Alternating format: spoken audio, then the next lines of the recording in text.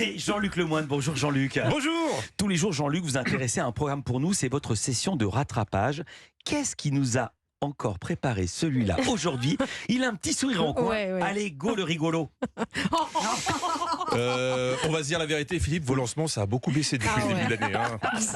On sent que vous avez moins envie, vous vous en débarrassez. Avant, vous étiez enthousiaste et précis. Maintenant, vous n'en avez plus rien à faire, comme hier. Merci si vous étiez là depuis le début de l'émission, vers 9h et des bananes. Vous voulez que je vous dise pourquoi je dis des bananes? Bah oui. Parce que je ne sais pas si elle avait démarré à 9h03 ou 9h04. Ouais, bien sûr, la Culture Média, votre émission média de 9h et des bananes à 10h et des brouettes. Sur 104 points, démerdez-vous pour la fréquence. Non, je suis désolé, prenez exemple sur Romain Desarbres. Lui, il est toujours à fond dans ses appels à témoins pour Europe 1 midi. Maintenant, il fait même des sketchs.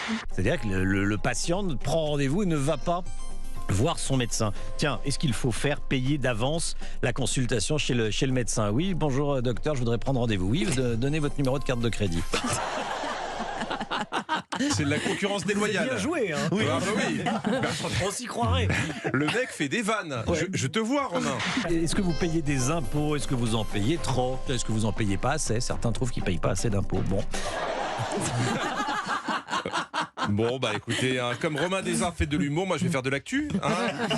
J'ai regardé tout ce qui s'est passé cette semaine et ça avait commencé fort avec Roselyne Bachelot qui commentait le sacre du roi Charles III.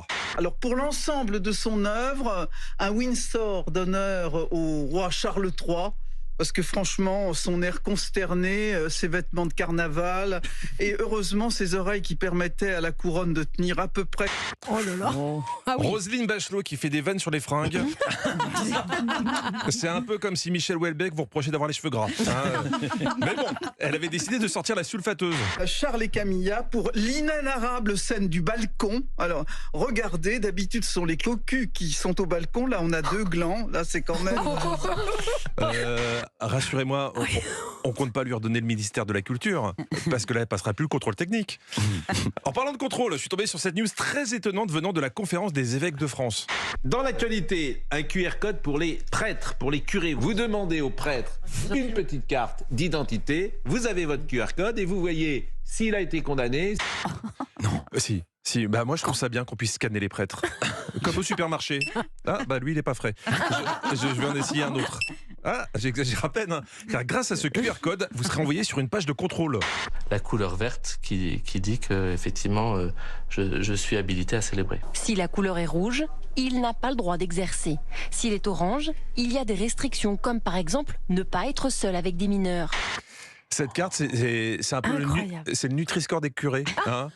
Même si je ne sais pas si c'est vraiment utile la couleur intermédiaire. Moi, je ne me confesse pas quelqu'un qui a juste interdiction d'être avec des mineurs. Oui. C'est vrai. Franchement, je conseille à personne de passer à l'orange. Hein. Sans transition, Pascal Praud a retenté d'inviter un académicien sur son plateau. Il est joueur. Parce que, rappelez-vous, en 2021, Alain Finkielkraut. Monsieur Finkielkraut? Je vais répondre. Tout de suite, là? Ça a commencé? Ben oui, ça a commencé. L'émission a commencé? On est à l'antenne depuis 5 minutes. Oui, vous vous souvenez, il était un peu à l'ouest. Oui. Et bien hier, il recevait Jean-Marie Rouard. Ce bouquin est formidable, Jean-Marie Rouard. Vous savez que je vous aime beaucoup, nous vous aimons beaucoup. Vous souhaitez vous moucher, je vous en prie. Couchez-vous. Vraiment. Nous sommes pas en direct. Comment? Nous sommes pas en direct. Non, on n'est pas en direct du tout. Diffusé dans une semaine. C'est diffusé dans une semaine. Non, mais on est à l'antenne, Jean-Marie. On va se dire la vérité. Les seuls académiciens qui assurent en télé, c'était ceux de l'Académie des Neufs. Les autres, ils sont quand même un peu cuits. Et enfin, une fois n'est pas coutume, je voudrais finir avec un peu de sport, comme Sacha. Car lors de Bordeaux-Bègles-Lyon, en rugby, il y a eu un gros moment d'érotisme. Ça se passait, d'après vous, à quelle minute, l'érotisme? 69e. Ouais, à la 69e, évidemment, c'était chez nos confrères de RMC. Et à la 69e, le premier essai, il est pour Bordeaux après une touche à 15 mètres de la ligne d'en but. Le Maule, le groupe pénétrant qui a emporté la défense lyonnaise. Essai de Maxime Lamotte. À la 69e, un groupé pénétrant pour un essai de Maxime Lamotte. Et d'après vous, qui va tenter la transformation?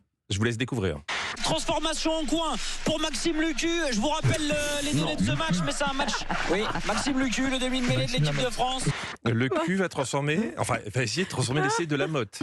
Ça, je me suis dit, c'est pour mon Philippe. Ouais. Et résultat, on a eu ce joli commentaire. Ça passe pour Lucu, en coin, totalement sur la ligne de touche. Bon, c'est pas possible. Après vérification, il s'appelle Lucu. Comme quoi en radio, c'est vraiment la prononciation qui fait tout.